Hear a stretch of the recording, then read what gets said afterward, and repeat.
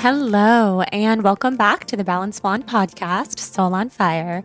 I'm your host, Jordan Younger, and I'm so happy that you're here. If this is your first time listening to the show, you picked a good episode to get acquainted with. This is a very informative and special episode with someone who actually used to be my therapist. And everyone who's been in therapy knows that you have a very close relationship with your therapist. In most traditional therapy, your therapist knows so much about you, if not everything, and you know next to nothing about them. And that was the case between myself and Nick, who's on the podcast today. And I saw Nick from roughly 2015 to 2017. That's what we pretty much determined when he got here the other day. And recently I was scrolling Instagram and saw this psychedelic symposium that's coming up that's being hosted by a friend of a friend as well as Nick. And I see his face, I see his name, it immediately jumps out to me. And I got so excited. I went to his website and I saw that he now practices not just integrative psychotherapy, but also ketamine-assisted psychotherapy and psychedelic integration. And you guys know I am so into psychedelics. I have had so many of my own experiences with psychedelics, and all of that had happened after I was in therapy with Nick. Nick helped me so much with my personal involvement, with traumas that I was moving through. He practices a system called internal family systems, which is something that we talk a little bit about in this episode, which basically relates to parts of ourself, and that work with Nick helped me so much. For example, you could say a part of me is really excited for today's podcast interview, and a part of me is nervous, hypothetically, something like that. And we use that to work through trauma and so many other things. So we didn't talk a lot about traditional therapy in this episode because I am just thrilled to finally have a psychedelic expert on the show. I've been talking endlessly about my ayahuasca journeys and psilocybin journeys, and I've had a couple of different experts here and there on the podcast, including a near-death experience expert where we touched on ayahuasca, as well as shamans and other people who are definitely experts in their own right. But Nick is involved on the therapy side, and he's also involved with the science and the research and with MAPS, which is the Multidisciplinary Association for Psychedelic Studies. And that was started by Rick Doblin, and that's something that we talk about in this episode. So that is research that's going on with MDMA-assisted therapy, ketamine-assisted therapy, psilocybin, even ayahuasca, things that are in clinical trials right now. So I was just thrilled to have someone from the inside of such an incredible organization. And not only that, someone who I know and trust. And it was very special to reconnect with Nick and have him in my home and have him meet Hudson. I was seeing Nick when I got Hudson, when Hudson was a kitten 6 years ago. And it was just a very full circle. I'm a huge fan and advocate of everything that they're doing with MAPS and psychedelic studies, and especially psychedelic studies and research for therapeutic purposes. I think it's so beautiful. I could go on and on about my own ketamine experiences, ayahuasca, etc., but I talk a little bit about that in the episode, and we answer all of your burning questions, all the typical questions that I get from people about psychedelics, and then tons of questions that I had myself, which means you guys probably had them too. I got to ask Nick when he was here. So very honored that he came on. Thank you, Nick, for coming on the show and being new to podcasts and being open and vulnerable with me. It meant so much. You guys should definitely check out Nick at apracticeoffreedom.com. He's very booked up, I have to say. And the second that I am not pregnant, I am totally going to do a ketamine-assisted session with him or group of sessions. And I would love to do it as a couple or as a family if I could ever convince my family, which we will see. We will see what happens there. So apracticeoffreedom.com is Nick's website. And thank you again, Nick, for coming on. And before we get into the episode, I would love to remind you that if you feel inspired to rate and review the podcast on iTunes, you can send me a screenshot of that rating and review to Jordan at thebalancedblonde.com. And I will thank you by sending you my free yoga ebook in return. It means so much to me when you take the time to rate and review the podcast. And it honestly just really, really helps with visibility and with so many other things, as well as just I like to see and connect with the people who are listening. So I know that I'm just not talking into outer space, which I know I'm not doing, but it's hard. It's hard sometimes to just talk into the microphone. I want to meet you guys and talk to you. So that is that. And before we dive into the episode, I would love to thank our sponsor for today's show, Organifi. Organifi is a line of organic superfood blends that offer plant-based nutrition with high-quality ingredients and less than 3 grams of sugar. So as you can imagine, it's very TBB approved, very up my alley. The founder of Organifi started the company after experiencing his own radical health transformation through the power of juicing superfoods. He set out to inspire others by helping them transform their health through personal coaching programs. And then he realized there was a need for a solution that could give people access to the highest quality nutrition to support their health and wellness while on the go. They use super high quality ingredients. They choose the highest quality, all plant-based ingredients, of course, for optimal health. I say of course because everything I talk about on the podcast is plant-based.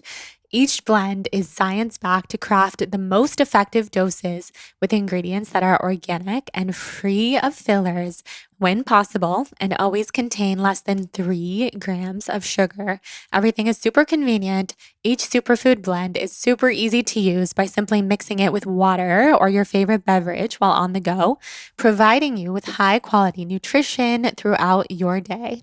It's less than $3 per day. They strive to keep their prices as low as possible. And of course, we have a special discount for you, which I will get into in a second. First, I just want to tell you that my favorite Organifi product is their Organifi green juice. You can start your day with essential superfoods that help reduce stress and reset your morning. It contains a clinical dose of ashwagandha, which helps support healthy cortisol levels that aid in weight management. There are 11 superfoods in there. It's 100% USDA certified organic. It helps reduce food cravings and, like I said, helps balance your cortisol, and it's full of vitamins and nutrients. So we have a very special offer for you guys. It is Organifi.com/balanced, and that is Organifi, ORGANIFI.com/balanced for 15% off any item in the store. Check them out at Organifi.com/balanced, and they also have fun seasonal products. Make sure to tag me on your Instagram when you try, and I will repost you. Now let's get into this episode with Dr. Nicolas Bruss.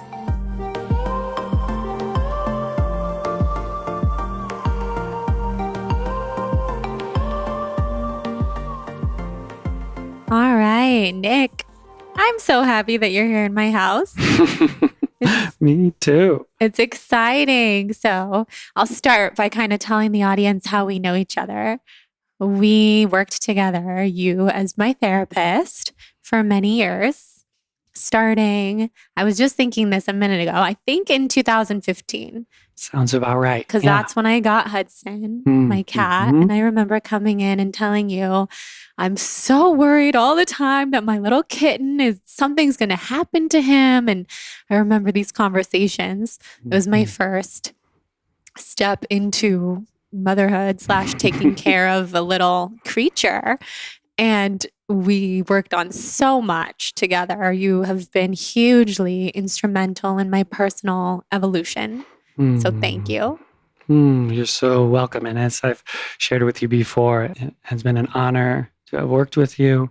And obviously you do great work. Your ability to turn in, make space for what's arising, releasing more and more of your gifts. Thank you so Mhm. much. And you do amazing work as well. I was so excited, as you know, to see when I stumbled again across your website and just everything that you do, that you are doing psychedelic assisted therapy now. And that's what we're here to talk about today. Mhm. We'll probably talk about other things as well, but this is so exciting. And people have been requesting an expert in psychedelics for a long while, as typically it's just me talking about my experiences. And while that is for some people, it's not for everyone. They want to hear the science and they want to hear the studies, and you are immersed in the research and doing so many incredible things for the field of psychedelics. So, how did that get started? How did you get started in that area? Well, I am stoked to be here to share because it's really alive in me. Beyond my own experiences with psychedelics, the getting to see healing unfolding for many people in private practice and within the research. So I am really glad to be talking to you and your audience. I got started I was a psychotherapist, and along the way started to hear the rumblings of how psychedelics were starting to be more researched. And in a serendipitous kind of grace filled path, found myself in conversation with the team here in Los Angeles that was forming for a study for MDMA-assisted psychotherapy and for the treatment of PTSD. And it's hard to say exactly what was the kind of the last kicker to make it a go, but what led up to those conversations were hearing and then actually seeing some of the footage from early studies of how participants in research that had MDMA in their system, how they could see they're more open and that they were able to have conversations with parts of themselves in ways that clearly they weren't able to before. And so it so resonated with the way that I was working and wanted to work more in. I leaned in and pursued this path and then studied up and gracefully got the green light to be part of the MAPS team. And MAPS, the Multidisciplinary Association for Psychedelic Studies, they're the main sponsor for leading a lot of the research that's happening right now in the field. Wow. And are they everywhere? Are they based in the US or like Los Angeles, or is this everywhere? They are international. I know you know Santa Cruz. Their headquarters Of is course it there. is. Yeah. Santa Cruz is such a leading spot, I feel like, for psychedelics. People always tell me they go there to do ceremonies, and I say, "Oh, did you do it with?" And then I name the shamans that I've sat with, and they say, "No, actually, there's so many little cool things happening there." Yeah. So that's where they're headquartered at. And Rick Doblin, the pioneering founder, 30 plus years ago, before MDMA was even illegal, he saw the writing on the wall and he started MAPS in 1986, which their leading mission was to mass mental health and making available, creating access for psychedelic medicines for people worldwide. And the leading study with that is which we're now in phase 3 of 3 for FDA approval for MDMA to be used in conjunction with psychotherapy. So MAPS, that study is happening in the United States in several locations, also in Canada, Israel, and there are a number of other studies happening in Europe and other parts of the world too. Wow, that's so cool. Yeah, I've heard his name a lot. I've heard him on the Joe Rogan podcast, and it just sounds so fascinating. So, okay, so MDMA is in phase 3 of 3, and then ketamine is another psychedelic that you do assisted therapy with. Is that now fully out of clinical trials, or what's going on with that? Sure. So ketamine, which at the time you and I were working, I was just getting started in training to work with ketamine. And ketamine has actually been around for a really long time, over 50 years. So a little bit about ketamine. It is on the World Health Organization's 50 most essential medicines.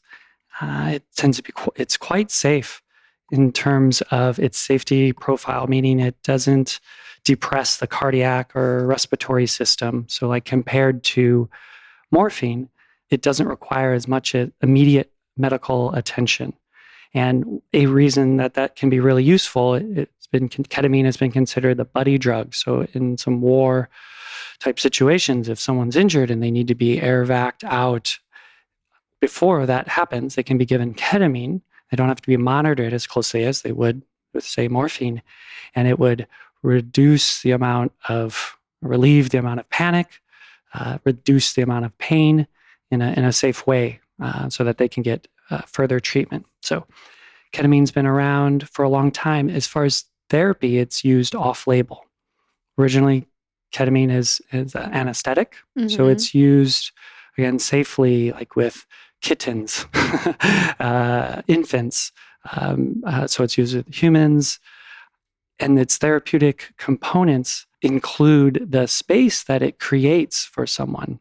So while someone might have some challenging or traumatic memories or material, with ketamine in their system, it can create a little bit of space from those memories or from that material so that they can explore it in a way that tends to increase better outcomes. Yeah, I have had amazing experiences with ketamine, which I may or may not have told you when we were talking a few weeks ago before you came on, but I did some IV ketamine for Lyme healing and just loved it. And I can see how therapeutically it would be incredible. And that was kind of the component that I was missing when I had those experiences, which they give ketamine to Lyme patients for pain, for PTSD, for depression that can come on from being sick for so long. And also, you probably know all this already, but to rewire the brain. Because I noticed, and a lot of Lyme patients will notice that even if you're healing, our brains have been so wired to feel so sick and so much pain that you almost can't even realize that you're healing.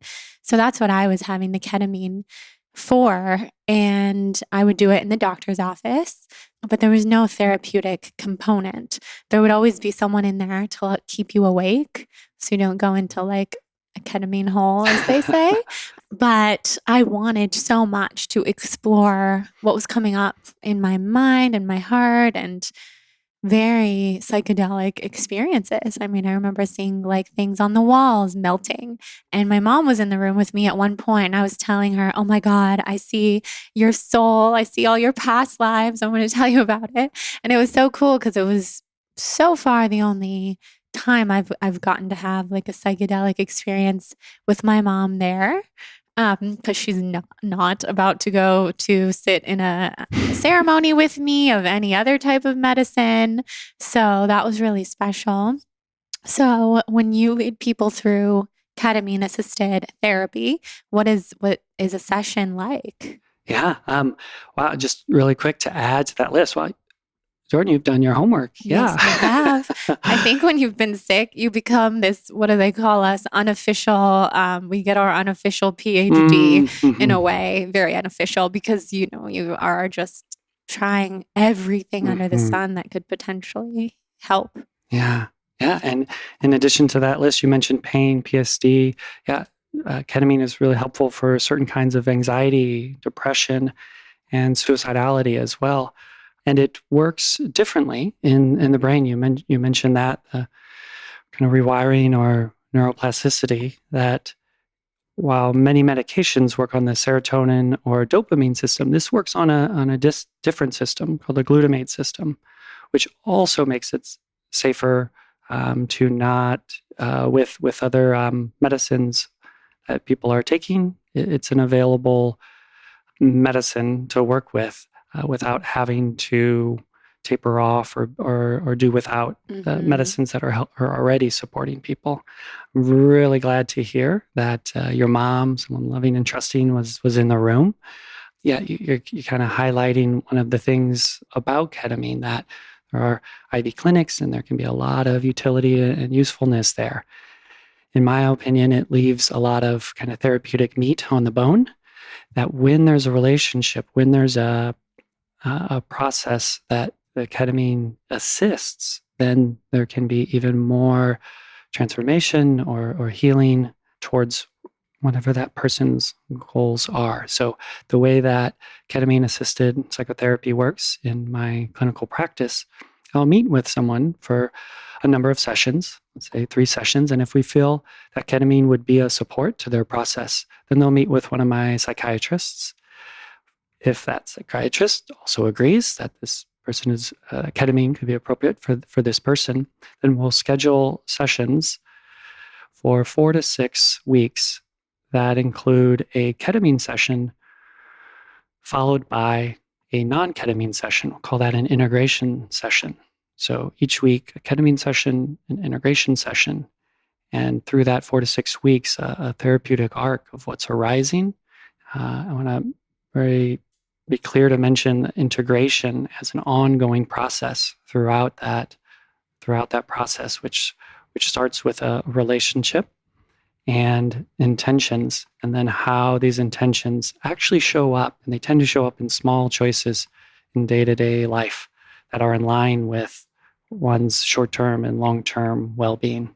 So that's kind of the general layout. There's kind of a preparatory session, the medicine sessions, and the integration sessions. And then how many medicine sessions do you typically do in those 4 to 6 weeks? Yeah.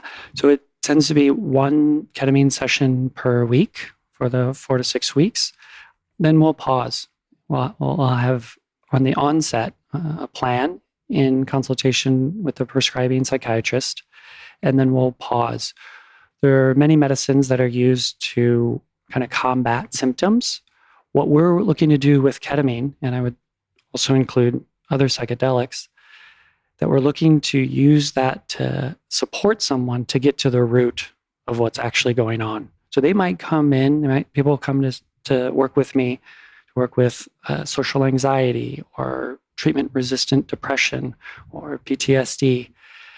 And while ketamine in of itself can relieve some of those symptoms, we want to use that space. That's a really rich, valuable space to get to know the roots of what's rising, build relationship with different parts that may be aspects of us that have had to kind of come on and protect us or shut us down, or that create a lot of confusion inside. We can use that space. And I'm speaking to both when ketamine is in someone's system during the ketamine sessions and the days and weeks throughout the treatment. That sounds so beautiful. I mean, I still want to do this with you when I'm no longer pregnant, because that component was really missing in all of the ketamine IVs that I did. The last time that I had an experience with ketamine was a few days before I got married in 2019. So November 2019. And I did a few different ketamine IVs that week. You probably would not be so excited to know how many sessions I was doing, because I was very desperate to feel well for my wedding, and I was doing too many things at once, and there was no therapeutic component. So I remember the last time that I did it, Jonathan was there, and I was just like sobbing at the end, and we went to the beach because that's where I wanted to go. I was having those kind of visions and feelings like I have to go to the beach when this is over. And I was sobbing because I was like, why can't I feel this good anyway? Why can't I feel this good when this leaves my system? And ketamine is interesting that way, at least for me. The second that it was gone from my bloodstream, I felt nothing anymore. And I really wanted to feel the way that it took the pain away and made me happy. And I felt like, what is going on in this realm where I'm not feeling that way anyway? And that was very sad and very depressing, to the point where I thought I need to take a break from ketamine, because I'm just going to be sad that I don't feel this way all the time. It speaks to a couple things, that the utility of ketamine for a temporary in of itself, and the medical, the biological components, and how that can impact and relieve suffering temporarily.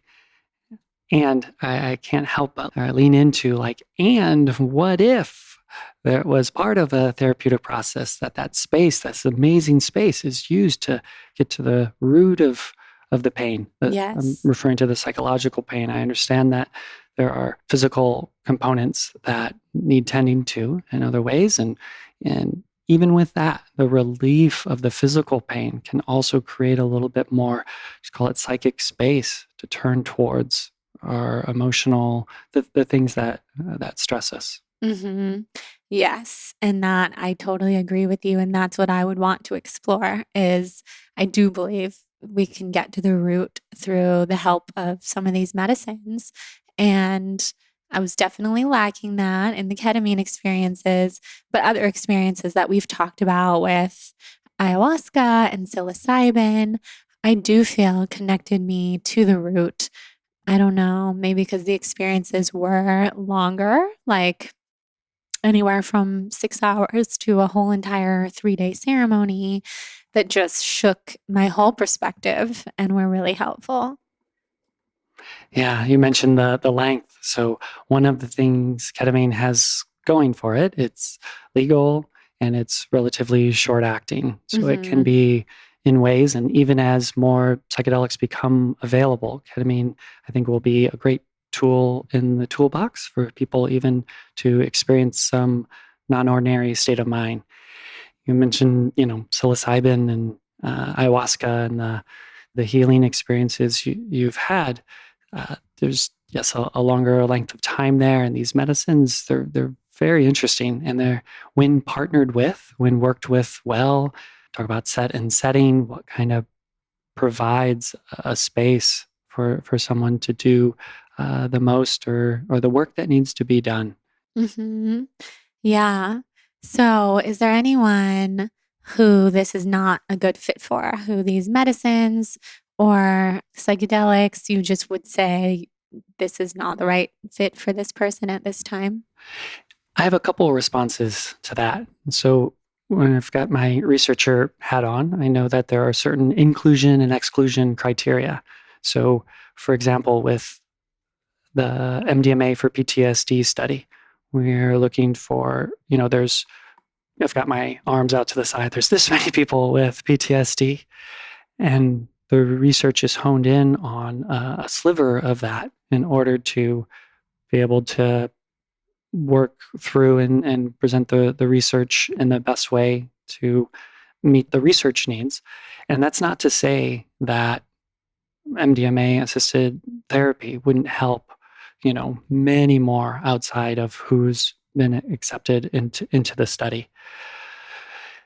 And then we could break down kind of some of the differences. So there's, speaking in general, as people are exploring psychedelic-assisted therapy or working with psychedelics, there is the medical front. So the general contraindications are if there's active psychosis or a history of psychosis. Also, and another one such as untreated high blood pressure. These tend to be things, but more on the preparation or readiness for the psychological side. When the mindset is this going to save me? Is this my last chance, silver bullet, panacea that can just like help or solve everything? Not the ideal mindset. And it's through education and also a supportive environment that can allow a space for someone to open up and kind of let go of if this is one shot deal, but rather, how can this help me connect more to what needs my attention inside? So in response to your question, there's the medical component and kind of the psychological components as well, and it differs a bit for different medicines. That makes sense. And then people who are pregnant, is it just a no? I actually would have liked to start out with like, oh wow, we need so much more research on this, and we're heading in that direction. So by and large, mostly pregnancy. I mean, certainly for MDMA and other studies, that's a disqualifier. And we also know, actually, we have a symposium coming up. I'm sure we'll talk a little bit about. But one of the speakers in the symposium, Melissa Whippo, she has done some research, as part of some research for ketamine for postpartum, and like a lactation component to that. So there are studies going on, and there's also a large, perhaps not so well documented, but indigenous cultures that have used medicines for centuries while pregnant. Perhaps I'm not suggesting that for anyone, but there's just a lot of information and out there, and more research that needs to be done. Yeah. I know it's that thing with pregnancy and everything. It's like, oh, it just hasn't been researched because no one is going to test that on, a pregnant woman necessarily. But those are some very good points. And I have spoken to people from indigenous cultures who say, yes, like in my family, in my tribe, my culture, people have been drinking ayahuasca, for example, for centuries when they're pregnant, and it's part of the culture. So that's one thing. And then, I'd be so interested to hear more about the postpartum research. I'll have to attend the symposium. Good thing. Yes. Yeah. Wow. So interesting. Because I was saying to you before we started, being pregnant is such an expansive time, and it has brought up so many new emotions and memories and things that I would love to lean on those medicines that have been so healing to me. And it's also been kind of a expanding challenge to not do it and just to actually lean on myself in my 100% clear mind and get through it anyway, which is what I've been doing, of course. Yeah. So I hear you. And by the way, what good karma that one in your belly has coming in to your good hands. I really appreciate your openness and curiosity of what are all the ways that we can support ourselves, knowing that the way we support ourselves flows out into all our relationships. We were rapping a little bit before we started about how medicines can be really useful for couples. Yeah. Relationships of all varieties, family. I'm keen on end of life, not only for reducing end of life anxiety for someone kind of actively dying, but also to include their family members around them. Yeah. But that's so beautiful. Wait, I want to talk more about that. I saw when I was looking at your website again, end of life. That was something that you listed as kind of one of the things that you are trained and focused in. And that fascinates me. So what would entail something like that with family members and the person who's dying? Yeah. So to use psychedelic medicine as a tool to help not only the individual who is kind of the, actively dying, which obviously we all are in different ways, but it's a real opportunity, this transition towards end of life, not only for the individual, but what they will leave behind. And in those relationships, there's so many things not said. There's so many things that can be exponentially healing in that critical time towards the end of life. And it can unfold in ways that impact family members, friends around. So there has been research with MDMA, psilocybin, with ketamine around end-of-life anxiety. And one thing I'm, along with others, kind of dreaming up. What would it be like to create a space for the family members or close friends around someone who's dying to work together in a group process with the assist of psychedelic medicine? Mm-hmm. That sounds amazing. Oh my gosh, my mind is already thinking of, oh my, I wonder if my family will ever be open to this. Everyone is healthy at the moment and alive. Because my dream, my true dream, is to have some kind of experience like this with my family, specifically with my mom and dad. And people listening, they probably know my mom and dad, they've been on the podcast and they're very much like, we love this for you. We're never going to do this. And oh, here's Huddy. Ah, You cameo. finally get to meet the famous Hudson. I've heard so much. There you are. Come bring us your good energy, Huddy. All right, just a brief interruption from this episode with Dr. Nick to talk about my favorite plant-based meal delivery service, Sakara Life. I have tried every plant-based meal delivery service under the sun, truly, especially now being pregnant and just looking for ways to eat healthy and make it really easy and not be in the kitchen all the time. And Sakara is my tried and true favorite. So Sakara is a nutrition company that focuses on overall wellness, starting with what you eat. Their organic, ready-to-eat meals are made with powerful plant-based ingredients, and they're designed to boost your energy, improve your digestion, and get your skin glowing. They have a menu of creative, chef-crafted breakfasts, lunches, and dinners that changes weekly, so you'll never get bored. And it's delivered fresh anywhere in the US. What I think is so cool and different about Sakara is that along with delicious plant-rich meals, they also offer daily wellness essentials like supplements and herbal teas to support your nutrition. Experience the power of plants as medicine with their best-selling Metabolism super powder. It tastes like chocolate. It's amazing. I put it in my coffee every morning. It's made with organic raw cacao, and it works to boost energy, eliminate bloating, minimize sugar cravings, and reduce fatigue. And right now, Sakara is offering our listeners 20% off of their first order when they go to sakara.com/balanced or enter the code blonde20 at checkout, and it will take you to this super cute special page for our TBB listeners. That's sakara.com/balanced, code blonde20. And there you can shop their signature meal program, their daily wellness essentials, or my fave, the Metabolism super powder, or all of it. And with that, thank you so much, Sakara, for sponsoring the show. Now let's get back into this episode with Dr. Nicolas Bruss. Jordan, with that, what would you say, what is it you really want for your parents? What is it that if they had that experience that they might walk away with?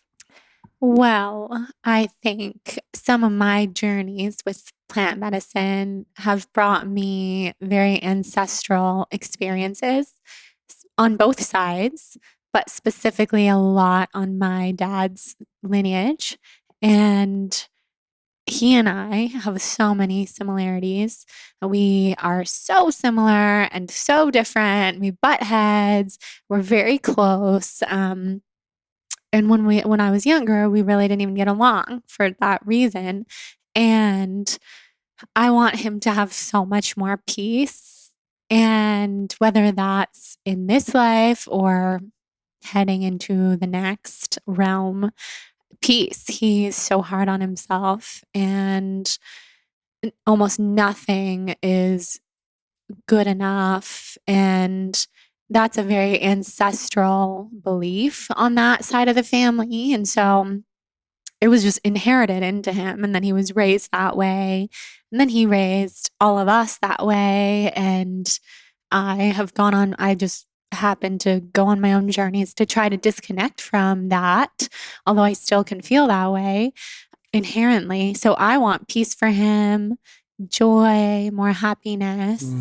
And same for my mom. I mean, totally different set of things on her lineage, but like breaking free. And I want them to see the beauty that I've seen even if I've seen a lot of darkness too, when you go through the darkness, you feel the light so much more intensely.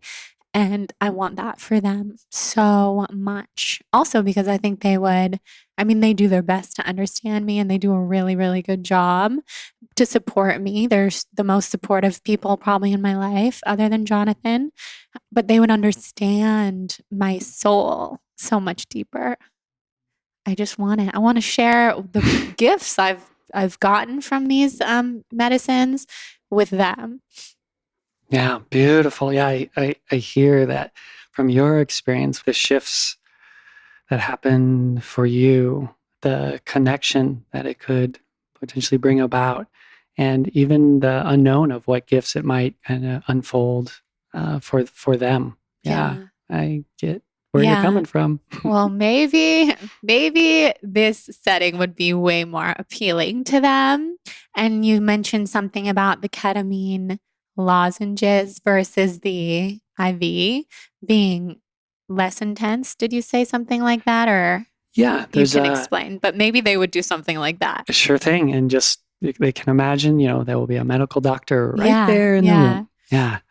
So ketamine works in different ways. Same medicine in different doses and in different administrations or different ways to literally get the ketamine molecule into the brain.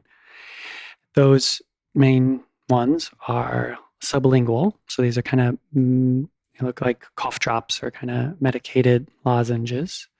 That's one. IV has been mentioned, so that's intravenous, and that's a way in which I haven't been working. The other way that I have been working is intermuscular. So this is an injection, and with the presence of a medical professional. So I'll speak to the lozenge, the sublingual, and I am intermuscular. A lot of the work I've been doing has been an extension of the regular therapy, I call it regular now that I've been exposed to psychedelic-assisted therapy.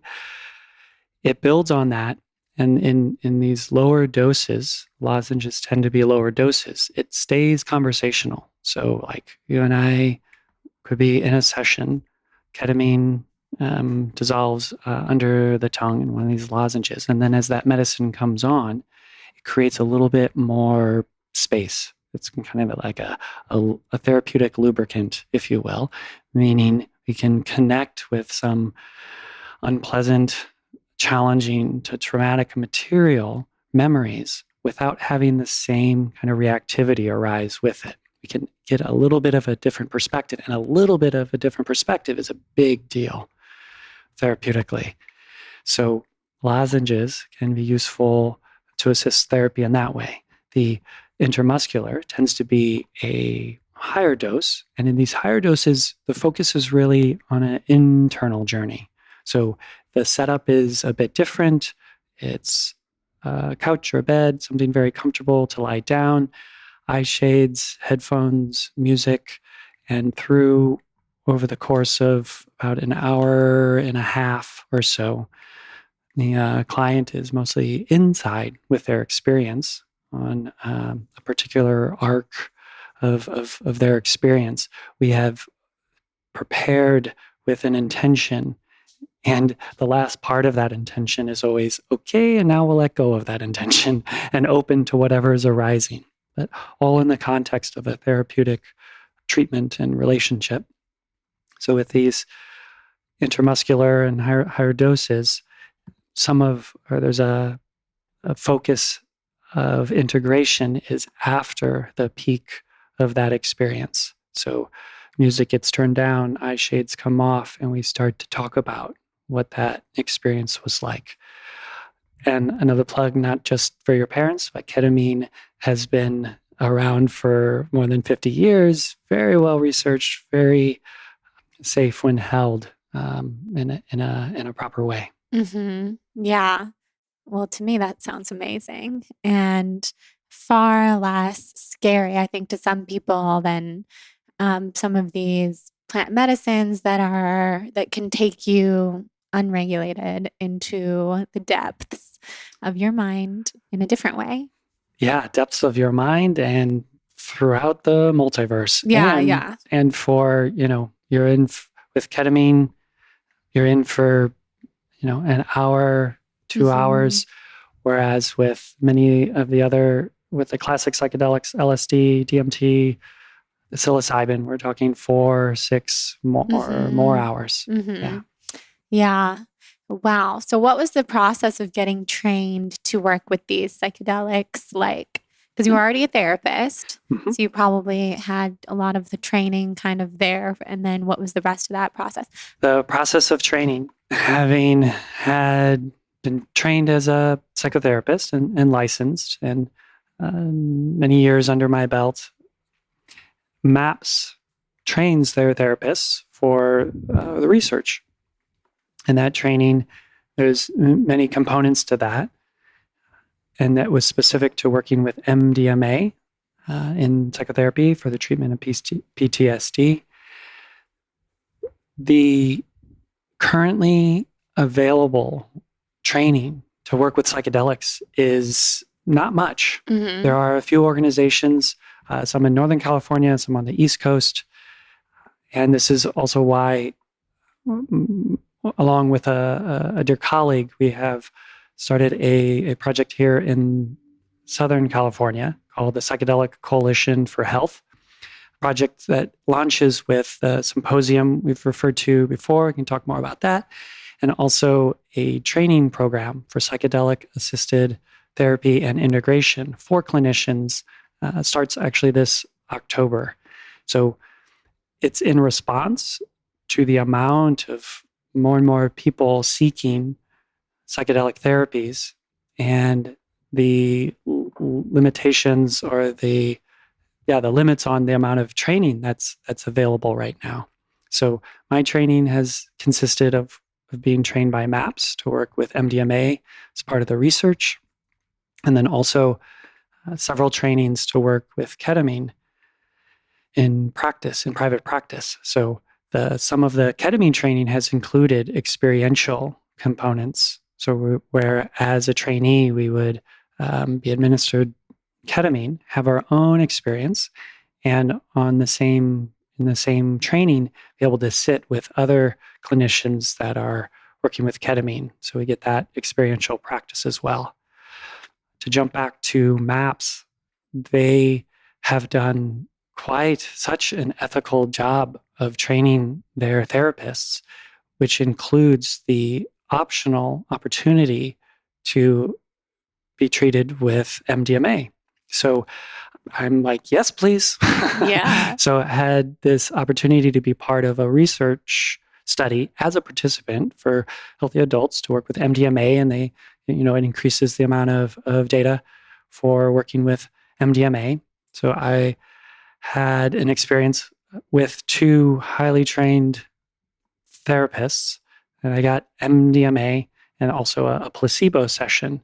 So I'm one of few that I think that can say that they've legally had MDMA over the last 30 years, and it is amazing. It was really potent how it, for myself personally, and also how it informs how I am with clients in this non-ordinary mind state moving forward.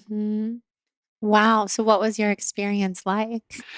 The expression heart opening is often used to describe MDMA, and while I'm kind of working on some other ways to describe it, but it really hits the bullseye. I'm touching my chest, my heart space right now, and it has this quality of an expansive sensation, or for me, this expansive sensation in my chest. I could talk about what goes on in the brain, but the shorthand is the fear gets turned down. Imagine like a knob, if we could just turn that knob down. And also the knob of, or the dial of trust, we turn that up. So here I am in this comfortable, safe container with 2 trained therapists with their full attention on me. We've created some intentions, and they have this space to explore essentially my life or things that stick out, it highlighted for me different areas of where I was guarding in the ways that kind of shows up in my life, protecting some early, very adaptive and useful ways to kind of survive at the time, which didn't need to be so. And that there was kind of an updating process that could happen again in this safe container and this medicine, the utility of it to help me kind of turn down the fear that would normally come up with it to help me explore it. That sounds amazing. Wow. So MDMA then is still in clinical trials, and what does it look like is on the horizon for legality of MDMA therapy? Yeah. So again, Rick Doblin, the pioneering founder of MAPS, who is going to lead off in the symposium coming up soon, he has been working on this as MAPS and many people for over 30 years. And we are now on the cusp of it becoming FDA approved, which means the DEA then has 90 days to reschedule it. Scheduling means how illegal something is, and it'll be rescheduled in a way that it can be prescribed in conjunction with therapy. And I mentioned phase 3, so we are in the second half of phase 3, which basically is going to time up to in mid 2022 to the FDA. That's likely the kind of a window of which the FDA could then say, okay, the research has shown that this is highly effective, and then it becomes able to be prescribed. There's a couple things with that. One, it's already considered a breakthrough therapy, meaning it's so outperformed other medicine for PTSD that the FDA gave it the breakthrough therapy distinction, which helps it kind of move through the FDA process a little bit quicker. And again, a very ethical thing that MAPS is doing, the way that they're going to roll this out once it is approved is that you're not going to be able to go to a store here on Abbot Kinney or around the corner and just buy MDMA. It's going to be prescribed by psychiatrists or physicians that have had some training already with how MDMA works, and it will be prescribed in conjunction with MAPS trained therapists so that we are really delivering that which has been researched, not just MDMA, but MDMA in conjunction with therapy. And I'd like to say one thing about that therapy. It's a particular kind of therapy which directs people to go inside and know themselves, connect with their inner healing intelligence. So that in of itself is quite a different approach. There's no one kind of sitting on the outside making interpretations of what's coming up or kind of directing things. It's inner directed. So with the medicine, with trained therapists, and in this model, this is the way that MAPS will be rolling it out as early as next year. Wow, that's soon. Mm-hmm. That's amazing. Yeah, it's been a long time coming. There's so many people that have been dedicated and working towards it.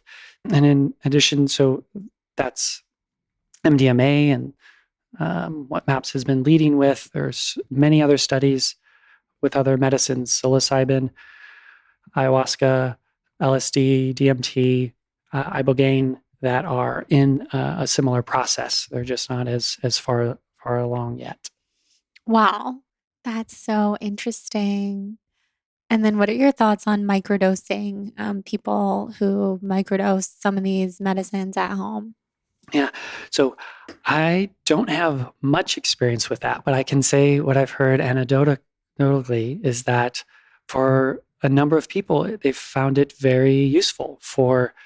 There's one physician friend who, a patient of theirs, has been able to replace Adderall with LSD microdosing not suggesting anybody do anything illegal.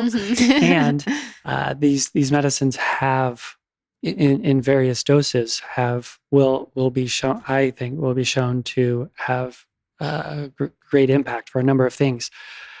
Most of our conversation has been kind of around healing, trauma, and health in that way. The way that I hold the work with these medicines, and more as we get clear and educated and clear around the safety, that it will be so useful for a wide range of different life, of just being human.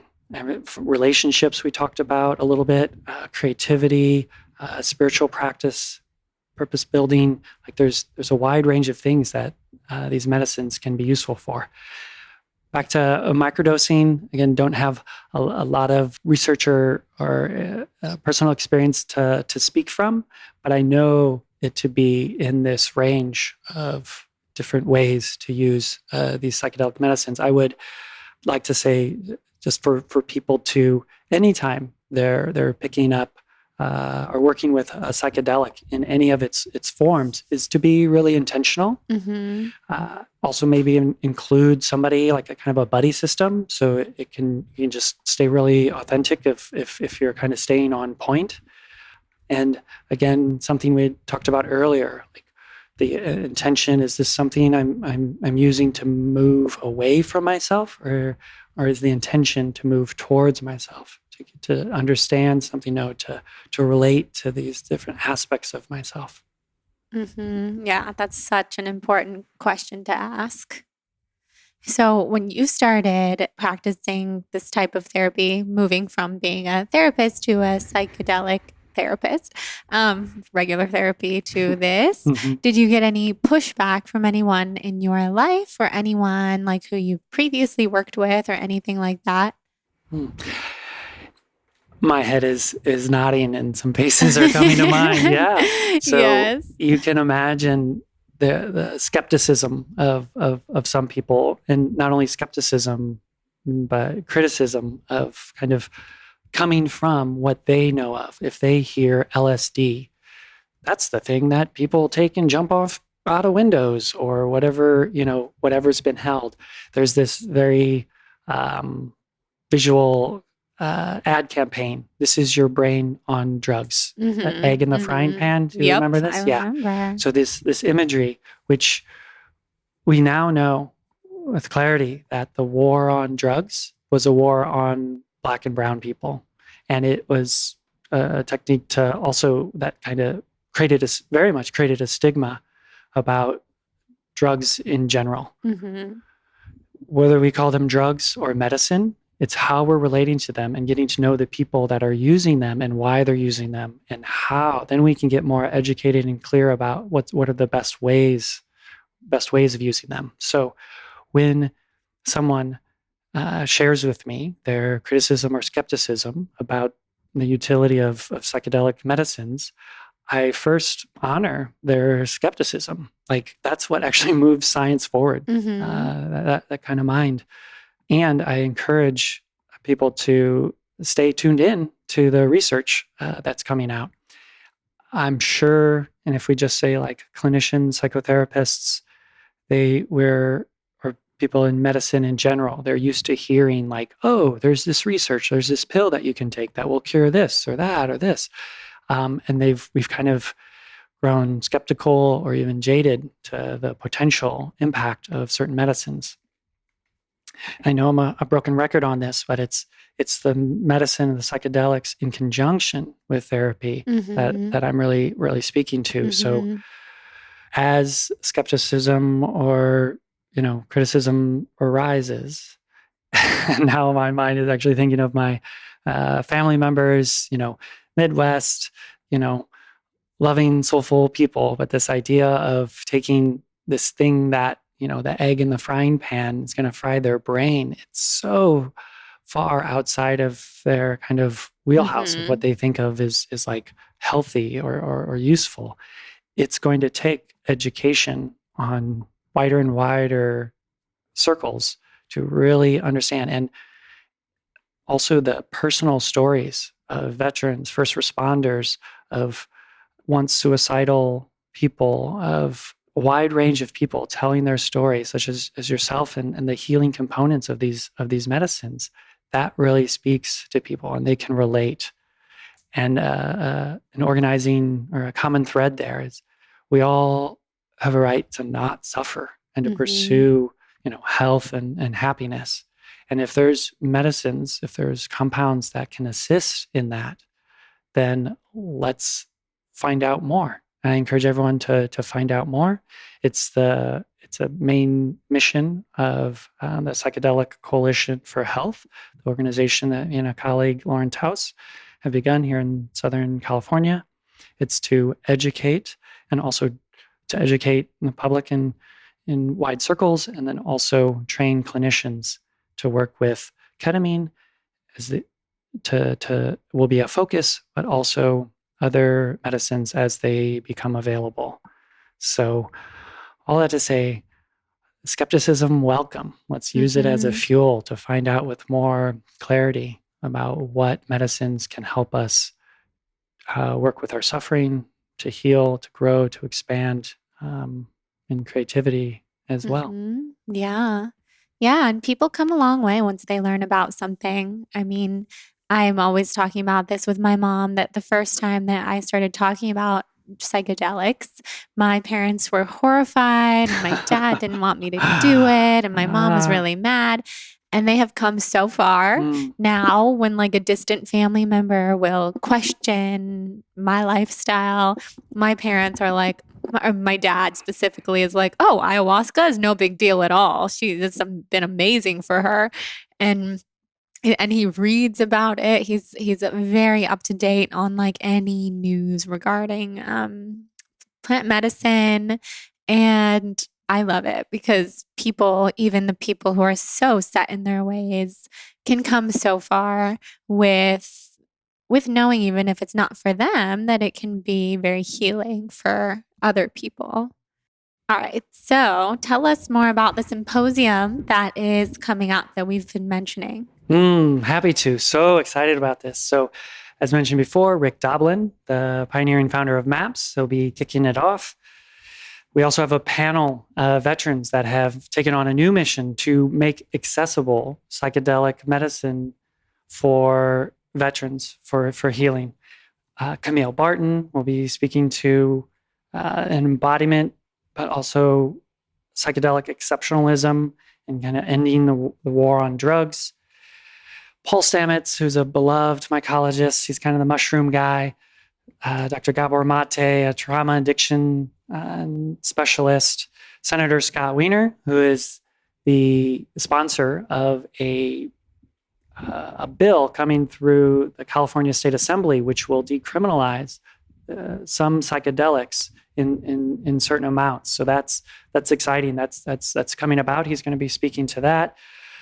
A number of other great people speaking on a wide range of things. Tim Ferriss, Natalie Ginsburg, Dick Schwartz, who's the founder of Internal Family Systems, this kind of way of working with parts of oneself and one's higher self. So it's really stacked full of amazing education and information. In addition to the symposium, there's the training coming up through the Psychedelic Coalition for Health. This is going to happen in October here in Los Angeles. This is for clinicians that have been hearing about the potential of psychedelic-assisted therapies, that have a call to work with it, to bring it into their private practice or with a group practice or a clinic.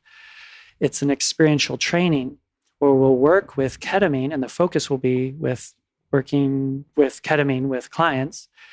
And at the same time, we'll be offering master classes in many other, like the classic psychedelics and other compounds, so that clinicians can be educated when, say, for an example, a client comes in and says, hey, I had this LSD experience 5-10 years ago, and it keeps coming up, and there's this piece here that I want to explore. So therapists are more knowledgeable of how to hold that space and work with people in that ongoing integration process. So we're excited about the symposium. We're excited about the training, and humbled to be a part of something that so many people have come on board to help educate and advocate for healing and health.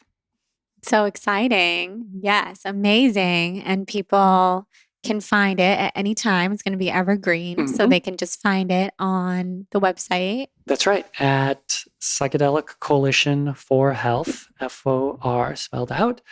And there'll be other added goodies into the stellar lineup that we already have. That's exciting. Wow. I mean, that sounds amazing. I'm so happy that you guys are spreading this good information around. It's what people need. I agree. Yeah. And are there any books or anything that you recommend that people could pick up to learn more about this type of work or psychedelics? So books, there's the quite popular one by Michael Pollan, How to Change Your Mind, that covers a range. If I say one other, it would be Consciousness Medicine by Francois, and I'll be sure we'll get it lined up to get it in the yeah, we'll put notes. it in the show notes. Yeah. Consciousness Medicine. I haven't read that one. That sounds good. Michael Pollan one I have here sitting behind us. I see it. I actually need to dive back into it. I read parts of it, but I haven't read the whole thing. But it's very comprehensive. Yeah. And if I could add, as people are considering exploring psychedelic medicine for whatever reason, the meditative and kind of yoga path align very well. As you know, your head is nodding. Yeah. So I would explore some meditation practice. If that's new to someone, go ahead and get that started. Yeah.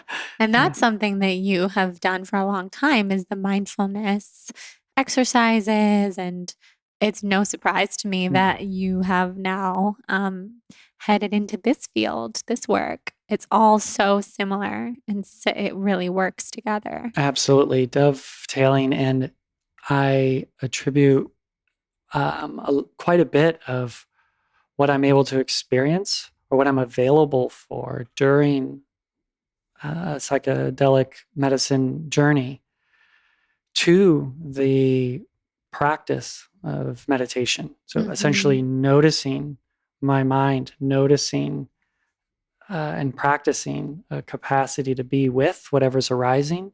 If I kind of toss that out as well, if there's one thing to take with you in a medicine journey, it's to open to what's arising. Non-resistance is key. And of course, set yourself up in a safe and comfortable space. Yes, surrender. All of my best experiences have been once I've finally surrendered. And so people who are listening to this all over the world, where could they maybe find someone like you if they don't live around here?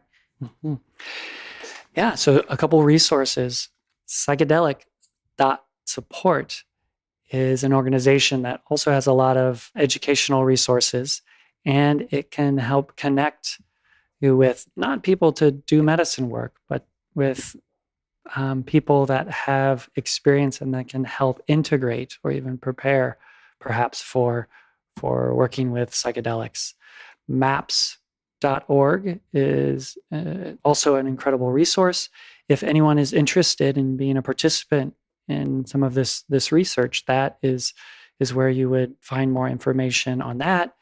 As we've been talking and kind of turning towards getting to know the information and the research that's out there, MAPS is a great resource for that. So is clinicaltrials.gov has these research studies available there as well. Amazing. Wow. Oh my gosh. This is so informative, and I'm so excited for people to listen to this and to lead people to this episode, because these are questions that I get every day that I typically don't know how to answer, because I don't really know I've never really known where to send people, because at least where I go for ayahuasca ceremonies is more private. They don't want publicity or anything. And so this episode is going to be a very good resource for people. Yeah, right on. Yeah. So happy to have chatted with you. Yeah. Me too. How cool to come full circle. So amazing. Yeah, my wife quipped that, the tables have turned. She'll be asking you the questions now.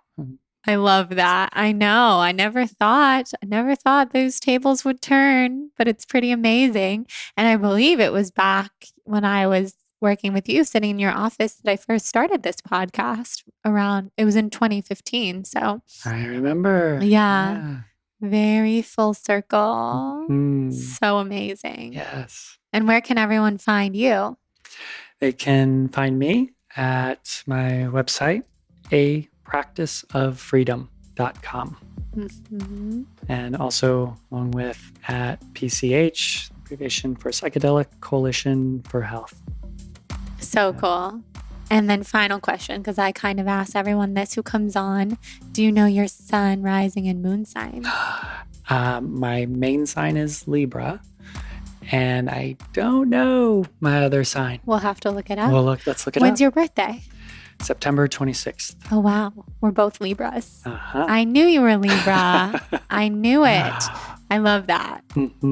Yeah, we'll have to look up the rest then. Let's do it. Yes. Well, thank you so much for coming on and being so open with us. And this was such a fantastic conversation. Of course. Thank you, Jordan, for this and all that you do. Thank you. Thank you. Thank you so much. Thank you guys so much for listening to this episode. This was a phenomenal episode with Dr. Nicolas Bruss, my old therapist and someone who is doing incredible things in the field of psychedelic-assisted therapy. I learned so much from him in this conversation, and I'm sure that you guys did too. I hope that any of your questions that you had, you could get them answered in this episode. And if you have further questions, you can send them to me, and we can always do a part 2 in the future.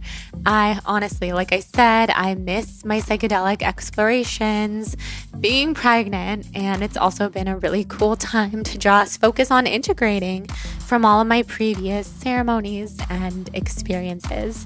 So everybody should definitely check out that symposium, which is actually how I found Nick again. And he mentioned in the episode how to find that. You can also go to his website, apracticeoffreedom.com, and just support him. I love what he's doing. I'm so inspired and impressed, and I cannot wait to see where this entire field goes. I could also see myself facilitating ceremonies in the future. That is a whole other story, and I simply cannot wait to get more into that soon. So thank you, Nick, for coming on the podcast. Thank you also to our sponsors, Organifi and Sakara. You can find those links in the show notes. You can also rate and review the show on iTunes. For a free gift, send me a screenshot to jordan@thebalancedblonde.com. And you can always shop TBB products at thebalancedblonde.podia.com. I love you guys, and I hope everyone has such a beautiful soul on fire day. We'll talk soon.